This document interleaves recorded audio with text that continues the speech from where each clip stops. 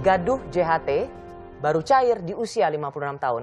Ada yang mencurigai aturan pencairan jaminan hari tua terbaru ini ada hubungannya dengan kondisi ekonomi negara yang tidak cukup punya uang untuk membayar uang pekerja. Masih bersama saya, Menko Perekonomian Bapak Airlangga Hartarto. Pak Airlangga, tadi sebelum kita jeda, tudingan atau kecurigaan bahwa kita, let's say ada 553 triliun hasil iuran pekerja dan hasil pengembangan investasi. Dan kemudian itu tidak bisa ditarik setiap saat pekerja mau mengambil jaminan hari tuanya. Ini dikaitkan dengan bahwa emang pemerintah tidak punya uang saat ini untuk membayar jaminan hari tua pekerja, mau bangun IKN yang belum tahu duitnya dari mana, dan banyak program-program infrastruktur lainnya. Bagaimana Pak Menko menjelaskan ini? Jadi tadi yang dikatakan tidak bisa mencairkan itu salah. Karena kalau 10 tahun itu bisa mencairkan 30%. Dan juga bisa menambahkan 10%. Jadi itu pendapat yang salah dulu. Terus kedua, terkait dengan keuangan negara, kita sangat baik karena tahun kemarin capaian kita perpajakan di atas 100%. Penerimaan negara bukan pajak juga di atas 100%, cukai juga di atas 100%.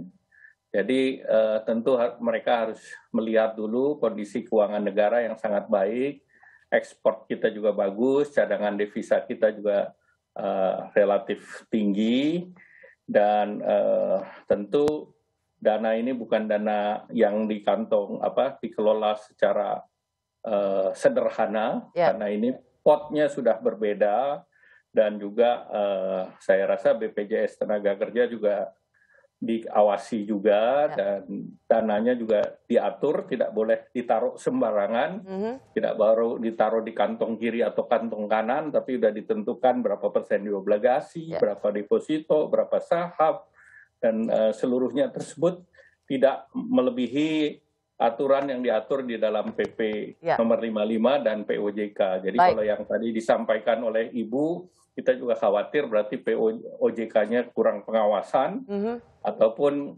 komisaris dari BPJS-nya yang tidak mau mengawasi. Dan ini kita tidak pernah melihat laporan seperti itu, dan laporan keuangannya pun dipublish kepada publik. Ya, jadi izinkan saya misalnya Pak Menko, karena ini menjadi salah satu yang menjadi kecemasan publik. Mantan Dewan Pengawas BP Jam Sostek periode 2016-2021 Pumpidah Hidayatullah, ia menduga Permenaker ini diterbitkan untuk membenahi tata kelola dan investasi program JHT. Karena sejak dirinya menjabat sebagai Dewan Pengawas, ada persoalan terkait solvabilitas JHT atau kemampuan Jam Sostek memenuhi semua kewajiban jangka panjangnya. Kalau Dewan Pengawas saja sudah mencurigai bahwa ada kemungkinan kelemahan tata kelola di Jam Sostek atau di BP Jam Sostek, itu artinya publik akan, apakah nasib uang kami akan seperti Jiwasraya, itu juga diawasi, atau Asabri yang juga sangat solid, apakah uang kami juga akan melayang seperti itu? Kalau Dewasnya saja sudah mengatakan ini ada problem tata kelola di BPJS Ketenagakerjaan. Ya, tentu harus ditanya dulu Dewasnya periode yang mana, Bu? Tadi saya sudah sebutkan, Pak Menko, dia di 2016-2021, jadi baru saja berakhir. Ya, tentu itu kan ada audit report dan yang lain. Silakan aja. Dan pada waktu yang bersangkutan ada di BPJS, apakah ikut mengawasi atau posisi seperti apa? Jadi menurut saya saya sih yakin kita harus menjaga governance secara baik, dan tentu apa yang disampaikan harus ada basisnya yang real. Dan tentu tidak boleh mencampur adukan satu entitas dengan entitas lain. Entitas BPJS dengan entitas lain itu kan pengelolanya beda, tentu juga pengawasnya beda, dan situasinya pun beda. Ya, jadi tidak sorry Pak Menko, karena ini satu seperti es campur, Bu. Ya, karena ini menjadi kecemasan banyak publik, naruh duit dengan penuh kepercayaan di Jiwasraya, toh tidak bisa dicairkan, dan itu lenyap begitu saja. Tidak relevan untuk bisa disatukan dengan BPJS. Alasannya gimana, Pak? Bagaimana menjawab kecemasan publik ini, Pak Menko? Ya tentu tidak relevan karena pengelolaannya kan berbeda. dan juga yang mengawasinya pun berbeda. Governance-nya tentu pengelola yang dibedakan antara fraud dan non-fraud. Jadi kalau fraud itu tidak bisa dicampur satu company yang berusaha yang sama, satu perusahaan ada fraud, terus dipukul rata seluruh sektor ada fraud. Ya. Nah itu tidak bisa. Dan itu fraud itu diselesaikan secara hukum. Dan itu berproses, silakan berproses pidana. Dan itu memang yang tadi Ibu sebutkan sedang berproses secara pidana. Ya. Nah, sekarang Ibu sudah ada belum BPJS kasus pidananya? Kan tidak ada. Jadi kita tidak boleh suudon. Tapi kan jangan sampai menunggu ada kasus pidananya, karena ada uang kan keringat pekerja, keringat buruh di situ. Jadi hari ini tidak bisa disamakan antara BPJS dengan yang lain. Ya. Jadi kalau situasinya sedang baik, ya kita harus akui aja situasinya kan saat sekarang tidak ada itu yang tadi dicurigai. Saya mencoba memformulasikan ini, Pak. Jadi apa yang terjadi di Jiwasraya misalnya itu karena fraud atau kecurangan, dan itu masuk pidana. Nah, makanya kemudian orang menyambungkan, pantes aja uang keringat kami tidak bisa langsung diambil karena ada masalah dalam pengelolaan BPJS Tenagakerjaan, Pak Menko. Tidak bisa semua disambung. Kan satu asuransi satu dengan yang lain nggak bisa kita pukul rata. Tidak bisa digeneralisir. Namanya juga kasus dan fraud. Harus ada investigasi dan harus ada bukti. Bagaimana memastikan bahwa di pekerja itu uangnya tetap aman di usia 56 tahun. Tadi ini adalah jaminan sosial, ini untuk memastikan warga bisa tetap sejahtera di usia yang tidak produktif, tetapi ini bukan karena alasan pemerintah nggak punya duit sehingga uang keringat hasil buruh, uang keringat rakyat, pekerja dan buruh ini sengaja ditahan supaya membiayai program lain yang tidak ada hubungannya dengan tenaga kerja. Sekali lagi saya katakan tidak digunakan untuk membiayai yang lain. Tidak untuk IKN, Pak? BPJS tidak berfungsi untuk membiayai pembangunan-pembangunan yang lain. Termasuk IKN ya, Pak Menko?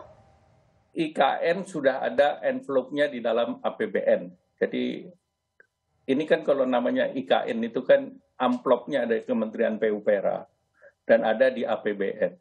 Jadi tentu jangan diaduk-aduk antara satu hal dengan hal yang lain. Jadi saya pikir ini framing-framing ini menjadi tidak sehat, Bu Rosi. Ya, Pak Menko, apakah saya ingin mengutip apa yang dikatakan oleh Ketua DPR, Ibu Puan Maharani, yang mengatakan bahwa ini adalah duit rakyat, tadi seperti duit pekerja, dan saya ingin mengatakan JHT bukanlah dana dari pemerintah, melainkan hak pekerja pribadi karena berasal kumpulan potongan gaji teman-teman pekerja, termasuk buruh. Jadi ini menjadi pertanyaan kenapa harus dibatasi harus 65 tahun. Tapi kemudian ada pernyataan dari Ketua DPR harus dikaji ulang. Apakah ada ruang untuk mensosialisasikan dulu, mengkaji ulang, termasuk menunda dulu implementasinya di Mei yang akan datang? Jadi pertama, JHT itu kan merujuk pada Undang-Undang SJSN, dan itu nomor 40 tahun 2004. Nah, setelah dikaji ulang, dan ini kaji ulangnya kan dalam waktu dari 2004 sampai 2021. Nah, oleh karena itu dari hasil dikaji ulang, maka diperkenalkan yang namanya jaminan kehilangan pekerjaan. Jadi jangan melihat JHT sendirian saja. Nah ini kan paketnya sudah ada jaminan kehilangan pekerjaan. Dan kedua, ini kan namanya skema asuransi. Skema asuransi apapun itu dibayar oleh mereka yang ingin mendapatkan asuransi pada usia tertentu. Jadi ini bukan dalam tanda petik bukan khusus skema JHT saja, tapi ini khusus skema asuransi seperti demikian. Sekali lagi saya katakan bahwa tidak manfaat itu bisa diambil, contohnya yang untuk perumahan bisa 30%, ya. Dan juga bisa ditambah lagi 10% untuk keperluan lainnya. Jadi hal tersebut bisa dicairkan. Ya. Ya betul, itu bisa dicairkan meskipun selama ini Pak Menko seperti tadi yang kita sudah bincangkan, selama ini bisa langsung ngambil semuanya secara tunai. Kalau ngambil semuanya secara tunai kan kena PHK dan dia tidak punya jaminan lagi pada saat dia usia tua. Ya, persis. Selesai sudah. Ya, Jadi itu yang harus ditegaskan, bahwa itu tidak menjadi jaminan hari tua, tetapi menjadi jaminan pada saat dia di PHK. Ya. Nah, sedangkan kita sedang membuatkan konsep unemployment benefit yang dilakukan oleh hampir seluruh negara di dunia, yaitu yang namanya jaminan kehilangan pekerjaan. Jadi sebenarnya kita sedang melakukan add-on. Dan ditambahkan lagi, untuk asuransi jaminan kehilangan pekerjaan, preminya dapat dari mana? Tidak dari pekerja, tidak juga dari perusahaan. Tapi ini adalah chip-in pemerintah di situ. Jadi Pak, kalau saya boleh dapat konfirmasi, JKP ini nantinya itu tidak dipotong lagi dari gaji pekerja ya Pak? Tidak, sudah dibayar pemerintah. Dan itu tidak juga dibebankan oleh perusahaan? Dibayar pemerintah, dan pembayaran yang 45% dan 25% seluruhnya dari skema asuransi yang disiapkan oleh pemerintah. Terakhir saja. Tidak memotong JHT yang nantinya menjadi hak pekerja. Ya. Tidak 1 sen pun dipotong. Ya. Terakhir singkat saja Pak Menko, saya ingin minta ketegasan atau yang lebih clear dari Pak Menko. Jadi tidak ada jalan lain selain menjalankan ini dan tidak akan menundanya di bulan Mei. Seperti apa yang pertama, tentu sosialisasi perlu dilakukan dalam 3 bulan. Dan kedua, ini kan Permenaker. Jadi tentu Permenaker itu nanti diberlakukan baru pada bulan Mei. Dan saya tegaskan kembali, ini adalah hasil review terhadap SJSN yang tahun 2004 tersebut, yang tentunya ditambahkan jaminan kehilangan pekerjaan. Nah, namanya Permenaker kan tentu dilakukan sosialisasi ini dalam waktu 3 bulan. Ya, ada sosialisasi selama 3 bulan, tapi mereka mengatakan baik sosialisasi satu hal, tapi tunda dulu bulan Mei-nya. Ya atau tidak Pak Menko? Ini kan bukan soal tunda, yang penting sosialisasi dulu. Kalau semua ditunda kan itu namanya bukan sosialisasi. Sosialisasi adalah penjelasan.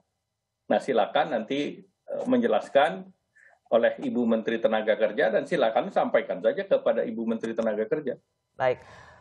Menko Perekonomian, Bapak Erlangga Hartarto, terima kasih atas penjelasannya di Rosi Kompas TV. Selamat malam, Pak. Selamat malam. Aturan baru pencairan JHT di usia 56 tahun dianggap tidak berpihak pada para pekerja dan mencederai asas keadilan. Tapi juga ada yang menilai ini sudah benar. Inilah konsep jaminan hari tua di saat warga negara tidak lagi produktif. Seperti apa masing-masing argumentasinya? Saya kembali sesaat lagi.